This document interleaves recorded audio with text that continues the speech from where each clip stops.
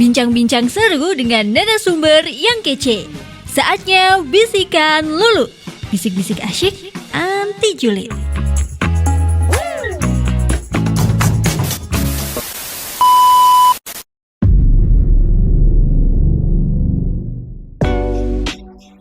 Oke, view listener, balik lagi di podcast Bisikan Lulu. Sekarang kita ada di episode ke-26 ya. Nah, kali ini kita bakal ngobrolin tentang hal-hal yang mungkin sebagian orang itu ngerasa kalau itu udah agak mulai wajar ya. Tapi bagi sebagian orang lain juga mungkin masih agak aneh gitu dengernya. Yaitu tentang perempuan dan kepemimpinan. Dua hal ini kadang kerap disandingkan. Tapi ya seperti itu ya yang tadi saya ngomong ya, agak ada dua pendapat gitu. Udah ada barengan dengan Lulu nih, view listener. Ada Bu Faila, selamat datang Ibu. Terima kasih atas waktunya. Terima kasih Mbak Lulu sudah diundang. Sangat kita merasa terhormat sekali ya. Nah, beliau ini adalah Ketua TPPKK Kabupaten Batang ya Ibu ya.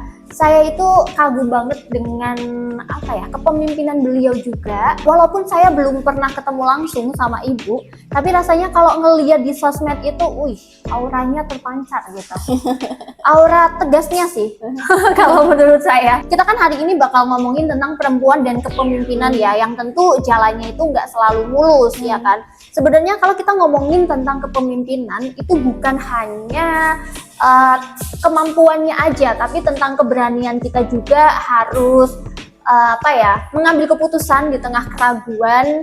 Itu tuh nggak mudah, apalagi seorang perempuan, katanya sih gitu. Kalau menurut Bu Faila sendiri, susah nggak Bu jadi perempuan? Saya nggak pernah jadi laki-laki. Oke. Jadi saya cuma pernah ngerasain jadi perempuan.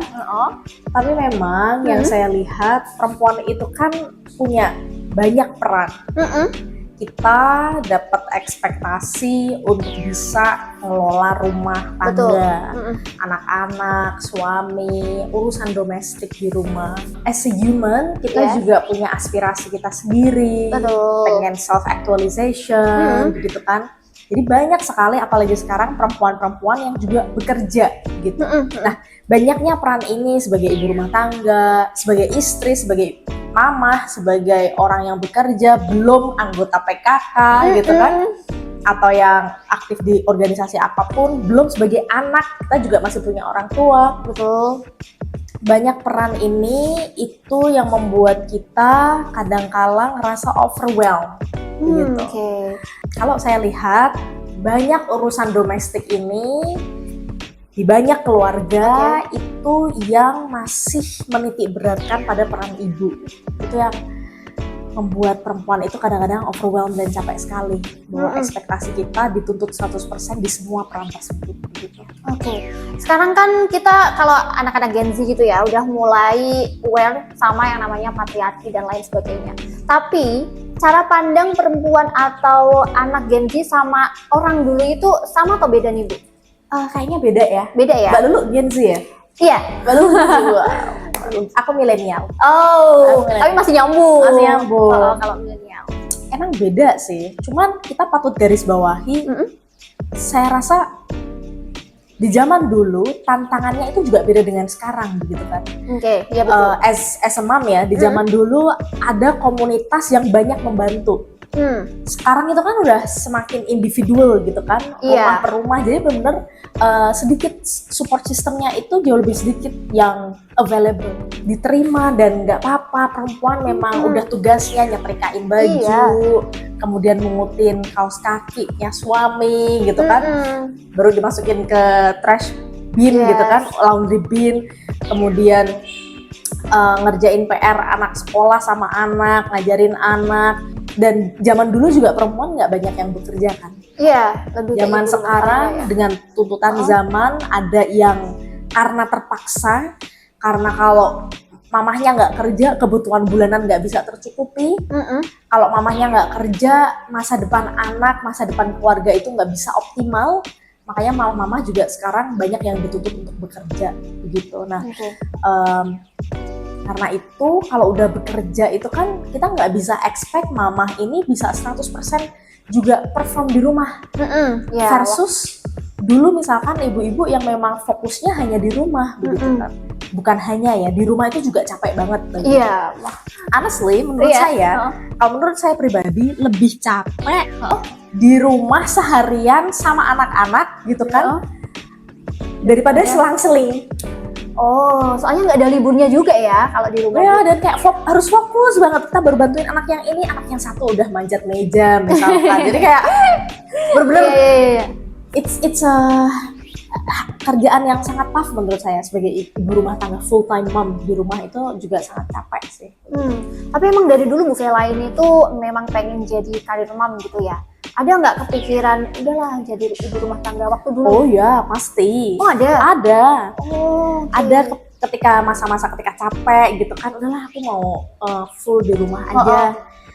Tapi orang itu kan punya identitas ya. Iya. Ketika kemudian nggak melakukan itu, ada nggak genap gitu kan. Nah, identitas saya ini salah satunya juga berkarya. Gitu. Berkarya. Dan mengejar achieve something yang karya saya begitu. Nah, ketika kalau saya lagi capek gitu kan, justru suami saya yang ngingetin, saya pernah nggak kerja Mbak pas awal-awal nikah, saya pernah resign dari kerjaan saya untuk jadi full time housewife gitu. Tapi malah itu yang membuat saya itu capek mentally, physically, dan karena memang identitas saya ya tadi harus self gerak gitu juga ya, berkarya. Gitu. Oke. Nah, kalau mungkin di sini kita mengenal Bu Vela itu sebagai istrinya dari Pak Faiz Bupati Batang gitu ya, dan juga Ketua TPP PKK Kabupaten Batang. Tapi kalau Ibu sendiri mendeskripsikan diri Ibu sendiri itu gimana, Bu? Mungkin saya jadi keinget bio di Instagram tuh yang dikit itu kan. I think that's how I would define myself any day. Pertama, I'm a mom gitu kan. Jadi kayak mengidentifikasikan diri saya sekarang itu I'm a mom, tapi aku juga istrinya public servant, istrinya pelayan publik gitu kan. Aku juga orang yang peduli dengan isu-isu ESG, environment, social, dan governance, dan lingkungan, emisi gas rumah kaca. Susah untuk mengkotakkan aku hanya satu tempat aja gitu. Tapi di semua definisi tadi, aku itu adalah storyteller. Yes. Aku itu dari kecil aku tuh suka collect story. Collect story as in aku tuh suka observe surroundingku kayak gimana gitu kan. Kemudian aku suka menuliskan lagi cerita itu. Oh, penulis juga nih, Bu? Iya. Wow. Waktu saya SD, SMP, SMA, saya itu nulis fiksi. Fiksi cerita bersambung. Wah, teen lead. Saya nulis teen lead juga dulu. Nulis teen lead juga? Iya, saya nulis teen lead. Keren. Tapi kemudian ketika saya udah kuliah, kemudian kerja, saya nulisnya tuh non fiksi. Saya nulis essay gitu kan, laporan-laporan, dan semuanya itu menurut saya sama, entah itu non fiksi ataupun fiksi, dua-duanya itu karena saya suka observe gitu kan, suka observe surrounding saya, dan kemudian I retell the story. Begitu. Wow. Keren sih. Tapi ada nggak perbedaan sebelum Ibu menjadi istrinya dari public servant gitu ya, dan juga sesudahnya saat ini gitu? Banyak. Perbedaan yang paling mencolok gitu apa, Bu? I would say identitas sih. Identitasnya. Yeah. Dulu ketika di Jakarta, orang itu kenal aku nggak sebagai istrinya Pak Faiz. Orang itu kenal aku as Vela, yang ini ya di Carbon Market, Vela yang Carbon Share gitu kan, Vela konsultan ESG, atau Vela yang punya second floor misalkan. Maksudnya they know me as Vela. Yes, betul gitu ya. Tapi di sini aku ngerasa identitas itu shrinking jadi istrinya bupati. Betul ya. Jadi paham. itu hal yang susah waktu awal. Itu sebuah tantangan buat saya. Kenapa menjadi tantangan ya? Misalkan Mbak Lulu yang dari dulu dikenal sebagai Mbak Lulu, kemudian menikah, nggak ada lagi yang manggil namanya Mbak Lulu. Oh iya. Gimana perasaannya? Ya kayak kehilangan aja apa ya, mungkin branding yang udah aku bangun dari dulu gitu ya. Bukan branding sih, tapi lebih apa? ke identitas. Kan identitas juga beririsan dengan branding kita ya nggak? Mungkin Nggak kalau 100% Mbak Lulu bener nggak? termnya branding, it's okay, your Okay. term gitu kan. Tapi term saya lebih ke identitas, kayak kok identitasku jadi berubah ya, jadi Bu Faiz nih identitasku, bukan Vela yang ini gitu. Dan buat saya itu sebuah tantangan gitu. Oke. Kira-kira untuk mengembalikan identitas Bu Vela yang dulu itu bisa nggak Bu kalau di sini? Bisa, dan sudah saya lakukan. Gini, Gimana tuh? jadi waktu awal-awal saya baca tuh bukunya Michelle Obama, biografinya Michelle Obama, biografinya Hillary Clinton, Yes, saya okay. juga baca. Itu keren. Dan I learned from this wife, first ladies gitu kan, bahwa mereka juga merasakan hal yang sama, begitu. Dan itu memang sesuatu yang ganggu sebenarnya, gitu kan. Terutama untuk orang-orang yang perempuan-perempuan yang memang udah terbiasa independen, begitu. Tapi dari Michelle Obama, saya itu belajar bahwa yang namanya identitas itu bisa ditransfer. Saya tuh nggak start dari zero di sini, kayak aku bener-bener trying to build my identity dari zero, enggak. Ya aku tinggal transfer aja identitasku itu, gitu kan. Misalkan di Batam, misalkan akhir November ini nanti akan ada Sustainability Awarding Nights untuk perusahaan-perusahaan seluruh Indonesia. Ini tahun kelima perusahaan ini nyelenggarain Sustainability Awarding Nights, dan tahun ini di Batam. Gimana tuh Bu? Ya karena saya ngelobi gitu kan, dan itu benar-benar dari perusahaan ini yang akan membiayai, begitu kan. Kita cuma nyediain tempatnya gitu. Dan apalagi pushing policy atau kebijakan yang terkait sustainability. Misalkan sekarang Pemkab Batam juga sedang menggodok kebijakan emisi berbasis CSR, berbasis emisi gas rumah kaca, begitu. Jadi aku menyalurkan transfer identitas itu ke sini gitu ya. Ya. Tapi Ibu tadi sempat mention tentang independent woman gitu ya. Apakah Ibu melabeli diri Ibu sebagai alpha woman atau gimana? Kalau menurut Ibu kan diklasifikasikan kan ya. Kadang ada yang mengklasifikasikan as alpha, beta, gamma, banyak sekali. Kalau menurut Bu Vela sendiri gimana nih? Aku nggak mengklasifikasikan aku alpha atau beta sih. Kayaknya alpha woman juga nggak 100% aku ngerasa pas untuk labeling myself gitu, karena ada masalah gitu.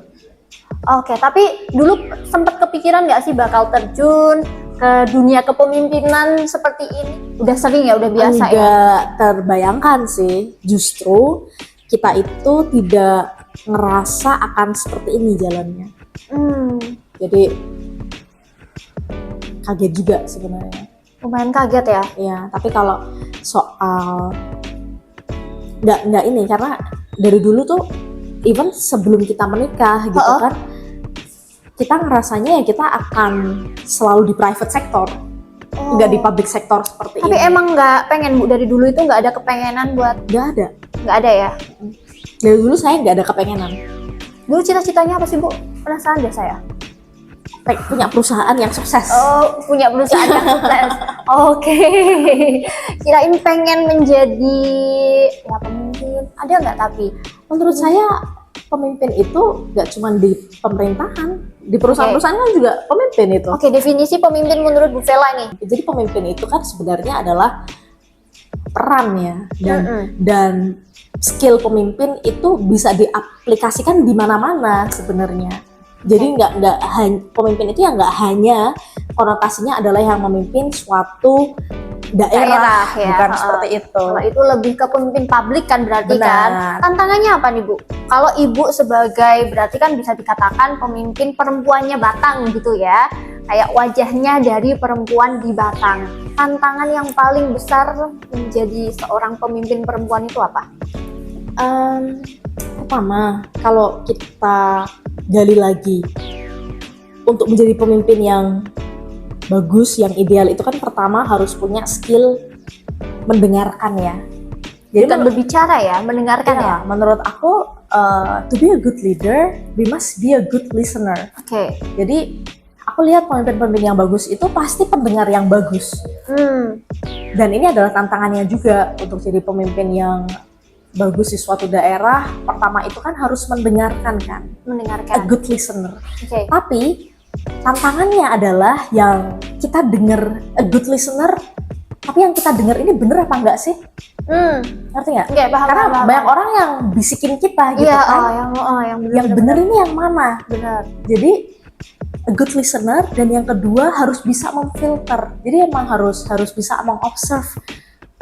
Bener nggak sih ini yang aku dengar? Ini valid nggak sih? Harus diverifikasi lagi. Makanya skill kedua yang paling penting adalah harus punya kemampuan berpikir yang kritis dan analitis. Begitu.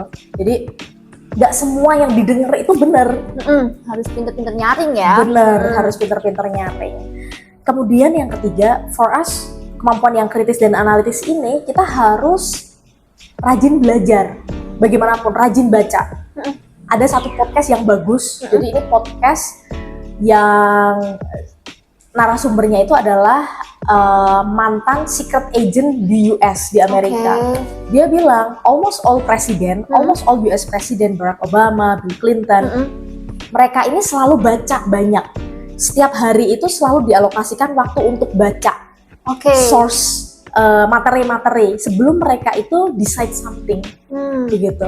Jadi mereka meluangkan waktu berjam-jam, banyak sekali waktu yang mereka luangkan untuk baca ya. Jadi to listen itu kan gak cuman apa yang orang omongkan ke kita, tapi dari report dari laporan-laporan itu juga part of kita mencoba untuk listen, begitu kan. Menurut saya salah satu yang paling susah adalah kejernihan, despite atau dengan banyaknya informasi ini, berani memutuskan seperti apa nih yang harus dilakukan, seperti itu. Konsistensi dan integritas. Tapi Bu pernah nggak sih ngerasa kayak diremehin kayak gitu sebagai pemimpin perempuan? Emang bisa ya? Kalau sekarang mungkin karena TPPKK, Ketua Dekran Nasdem memang semuanya perempuan. Jadi kayak enggak gitu kan. Yes, oke. Kalau dulu?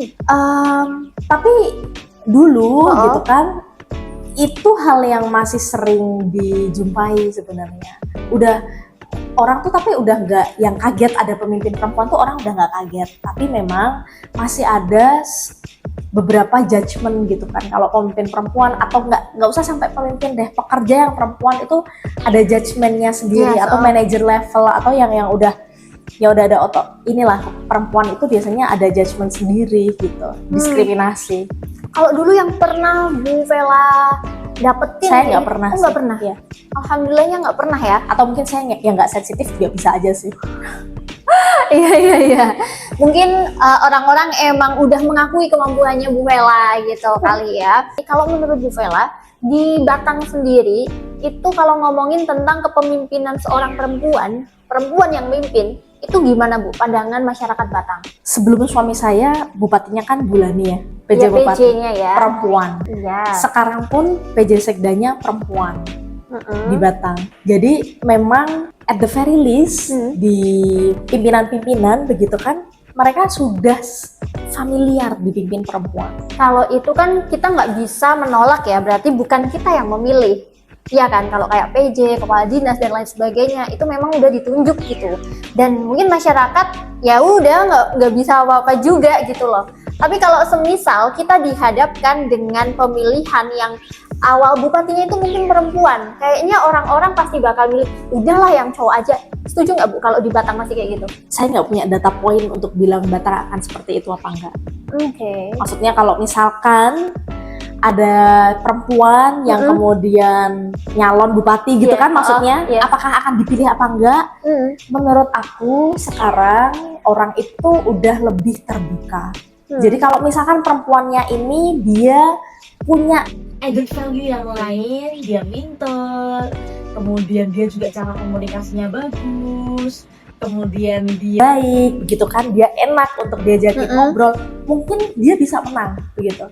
Tapi memang ini yang saya bisa katakan masih terjadi, ekspektasi terhadap peran perempuan itu masih di urusan domestik itu masih besar gitu di Batang dan di banyak tempat lain yang nggak metropolitan ya, atau bahkan Di metropolitan juga masih seperti itu, di Jakarta juga Masih ya? seperti itu, tapi nggak seperti di kabupaten Iya. menurut saya. Dan itu menjadi tantangan tersendiri. Kadang juga ada sih gini, ini kalau misal dalam suatu perusahaan ya, kadang kalau dipimpin perempuan itu mikirnya gini, biasa bosnya mut-mutan, soalnya kan Oh perempuan iya, gampang mut. benar. Iya kan, itu Aku masih sering menjumpai yang seperti itu iya. juga. Nah itu. Tapi Bu, yang menjadi inspirasi Bu Faila, mungkin sosok inspirasi dulu itu siapa Bu? Kalau perempuan ya, Ibu saya. saya kira Ibu bakal jawab tokoh siapa gitu, ternyata ibunya ya. Iya, my mom. Kalau beberapa pemimpin itu mereka meluangkan waktu untuk membaca. Ya. Nah, kalau saya lihat ibu juga kan sering banget ya, senang banget sama membaca gitu kan Bu ya. Mungkin buku yang terakhir atau mungkin saat ini masih ibu baca itu tentang apa? Iya. Sebenarnya saya lagi baca 2 buku. Oh. Dua-duanya belum selesai. Yang satu itu The Book You Wish Your Parents Had Read. Oke. Buku yang kamu harap orang tua kamu dulu baca. Terus yang kedua Have a Little Faith dari Mitch Albom. Tapi dua-duanya belum selesai. Belum selesai. Iya, Karena kesibukan ya. iya, dan kalau pagi pasti pengennya baca koran gitu kan. Masih ya Bu ya? Iya. Kalau buku terkait hal itu, apakah Bu Vela pernah baca? Tentang feminisme atau mungkin kepemimpinan dan perempuan dan lain sebagainya gitu. Ya itu yang saya baca sekarang juga ada tentang hal itu begitu. Tentang oke. bagaimana cara parents itu raise anak itu membekas terus sampai anaknya itu besar. Kalau Ibu sekarang sebagai ketua TPPKK Kabupaten Batang, itu di sana Ibu udah ngelakuin apa aja nih? Dan sebenarnya gimana sih kondisi pemberdayaan perempuan di Batang itu, Bu? Banyak sekali yang dilakukan PKK sebenarnya. Mbak Lulu pernah gabung PKK nggak? Belum. Ininya apa? Apanya? Ekspektasi atau ketika dengar PKK yang terpikirkan apa? Ibu-ibu. Oke. Kita gali. Oke. Ibu apa? Paling denger itunya, marsnya, mars PKK, terus kumpul-kumpul kayak arisan, kayak gitu, lebih ke kayak gitu. Cuman kalau saya lihat di sosmednya, lagi-lagi sosmednya Bu Vela, itu ada beberapa kegiatan-kegiatan untuk pemberdayaan PKK-nya itu, ya nggak sih Bu? Kayak ada yang gamelan waktu itu. Begini sih. Gimana Bu? Saya juga waktu belum gabung di PKK ya, saya kira PKK apa sih ini? Saya kira ibu-ibu datang arisan. Iya kan, betul, sambil mars PKK. Bener, atau apalah. Ternyata enggak. Ternyata ibu-ibu, dan itu touching sekali sih menurutku. Dan itu salah satu alasan saya kemudian ngerasa ada purpose-nya di sini. Gitu. Gerakan PKK itu lahir tahun 1967 apa ya? Wow. Dan diresmikan baru ada SK-nya itu tahun 1980-an, 82 atau kapan ketika Butin Soeharto. Tapi yang menginisiasi PKK saat itu adalah istri Gubernur Jawa Tengah saat itu, Ibu Isriati, Ibu Haja Isriati, karena sedih melihat banyaknya kasus busung lapar di daerah Wonosobo, daerah sekitar Dieng. Dari tadi ya, Wonosobo itu, tapi bisa berkembang ke berbagai daerah itu susah ya sebenarnya ya. Susah, dan dari tahun 67-an sampai sekarang itu susah. Dan kenapa bisa? Karena PKK ini diakui sebagai gerakan yang ada dampaknya ke masyarakat. Nah, tadi kan kita udah ngomongin tentang perempuan di yang ibu-ibu gitu ya. Nah, kalau Bu Vela masuk ke dalam perempuan di usia saya Gen Z ke bawah itu gimana Bu? Apa yang udah Bu Vela lakuin nih? Terutama di Kabupaten Batang ya. Oh, untuk anak-anak Yes. Gen Z. Pertama, saya itu sangat mendukung event-event seperti Duta Wisata. Oke. Tahun ini untuk pertama kalinya perwakilan Duta Wisata Menang Batang yang akan tampil di nasional di Indonesia, Betul. mewakili Jawa Tengah ke Indonesia. Kita bangga, oh Duta Wisata Jawa Tengah dari Batang nih. Iya, betul. Ya, kayak suatu kebanggaan tersendiri ya.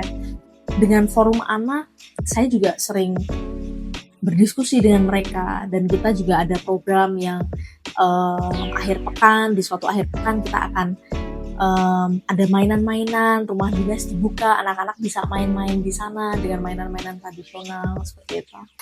Mungkin kalau bicara soal daerah kita nih ya, daerah Batang, sebenarnya skill apa yang paling dibutuhin gitu Bu di Batang? Sebagai? Generasi mudanya. kita sebagai generasi muda, biar kita itu bisa memajukan Batang dan lain sebagainya, memperkenalkan. Pertama ini sih pesan saya untuk generasi-generasi muda di Batang ya. Sense of ownership terhadap pekerjaan itu adalah hal pertama yang harus dimiliki. Ketika kita punya sense of ownership atau kita ngerasa sangat memiliki gitu kan, kita ngerasa memiliki nih pekerjaan ini, itu akan melatih tanggung jawab kita. Dan kita akan secara otomatis jadi berusaha untuk sangat peka apa ya yang harus saya lakukan, tanpa disuruh itu udah tahu apa yang harus dilakukan. Kalau dari anaknya Bu Vela sendiri, apakah dididik untuk menjadi public servant juga? They will find their way. Kita tidak menyuruh dia untuk jadi public servant, tidak menyuruh dia untuk jadi direktur perusahaan, tidak menyuruh dia untuk jadi pemain band, gitu kan. Tapi kita mendidik mereka untuk jadi anak yang baik, untuk jadi anak yang gigih, untuk jadi anak yang punya empati, gitu. Bukan as a leader gitu, maksudnya pemimpin. Biar kamu tuh ya dimanapun kamu harus menjadi yang nomor satu, menjadi pemimpin. Menurut saya itu adalah demand yang terlalu besar, terlalu tinggi untuk anak seumuran mereka sekarang. Oke, kalau ngomongin tentang kepemimpinan tadi ya, menurut Bu Vela, untuk kedepannya nih, akankah tetap didominasi oleh laki-laki atau akan setara nih persentasenya sama perempuan gitu? Saya melihat sekarang semakin banyak perempuan-perempuan yang menjadi pemimpin di perusahaan ataupun di ranah public sector. Tetapi kalau kita tidak menyelesaikan isu-isu perempuan tadi yang saya bilang ya, ngurusin rumah tadi ya, kita tidak menyelesaikan isu-isu perempuan itu, kita lihat dari negara-negara seperti Jepang, semakin banyak perempuan-perempuan yang berkarir, tapi semakin sedikit perempuan-perempuan yang mau punya anak. Betul. Opini saya akan semakin banyak perempuan yang jadi pemimpin. Kalau 3 kata yang bisa gambarin pemimpin perempuan, Soft ya. soft. Jacinda Ardern. Saya suka sekali dengan kepemimpinan beliau. Kita bisa lihat ketika COVID, ketika ada accident terorisme begitu. Mungkin kata-katanya itu nggak soft, tapi kata-katanya itu adalah empathy. Banyak pemimpin perempuan tuh yang sangat kelihatan empati mereka. Tapi perempuan yang bagaimana yang bisa mengimpress ibu? Wah keren nih, ini dia tuh keren gitu loh. Menurutku perempuan yang tegas tapi penuh dengan welas asih sih. Oke. Ibu udah udah melakukan hal itu atau mungkin Hopefully. kayaknya udah ya. Tegas tapi juga mempunyai empati yang tinggi. Itu mungkin yang skill yang dibutuhkan untuk pemimpin ya Bu ya. Sekarang itu bukan public speaking yang oke ya yang dibutuhkan ya. Iya. Tapi lebih ke mendengar, terus tadi berpikir kritis. Public speaking juga penting. itu juga skill set yang harus dimiliki oleh pemimpin karena dia harus mengkomunikasikan dia punya ide apa, dia punya program kerja apa. Oke, siap. Gitu. Menurut Ibu nanti ke depannya tantangan untuk pemimpin perempuan sama sekarang itu apa Bu? Perbedaan, tantangan, apalagi kan mungkin di tahun depan, berapa tahun, 10 tahun kemudian, era digitalnya itu kan lebih pekat ya. Menurutku akan semakin jarang. Jarang ya malah ya? Iya, karena ke depan anak-anak Gen Z kan lebih Open-minded. open-minded, ya kan? Amin. Lebih open-minded. Terus tantangan ke depannya apa dong? Untuk lebih pemimpin ke perempuan. lebih ke itu tadi, membagi peran antara di ranah profesionalnya dia dan di ranah rumah Keluarga tangganya. itu ya.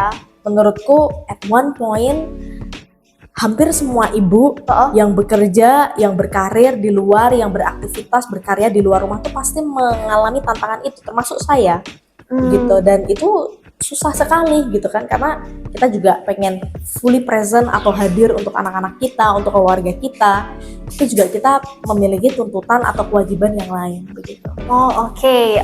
Sebelum kita tutup di podcast hari ini ya, ada beberapa pertanyaan yang harus Ibu jawab cepat. Udah cepat, singkat aja Dari tadi gitu. pertanyaan.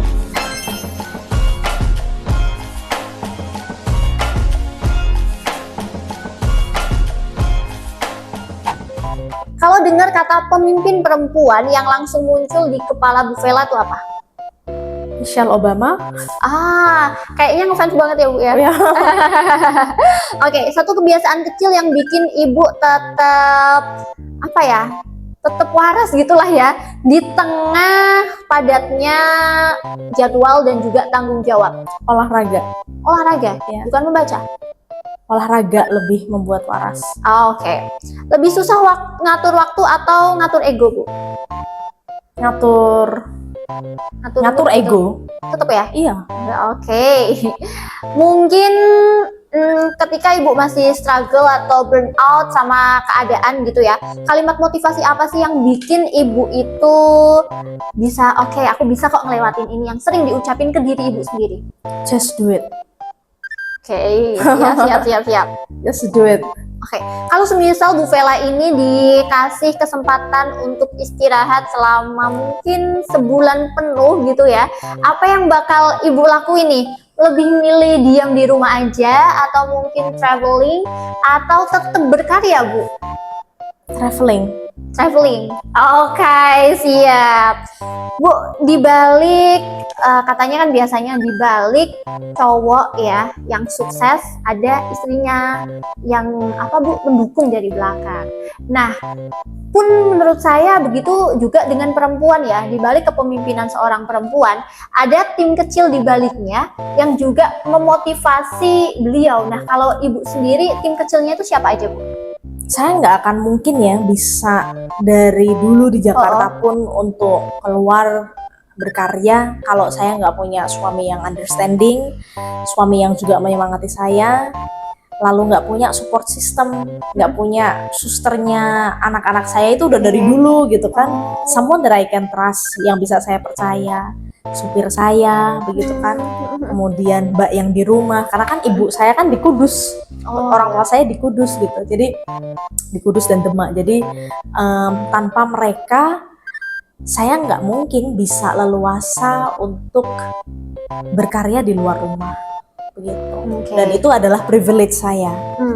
Privilege saya, dan saya sangat bersyukur dengan privilege ini, dan makanya saya nggak bisa pukul rata orang-orang bisa kemudian berkarya di luar rumah seperti saya, karena banyak dari orang-orang yang nggak punya privilege seperti saya. Iya, betul. Alhamdulillah ya, Bu ya. Iya.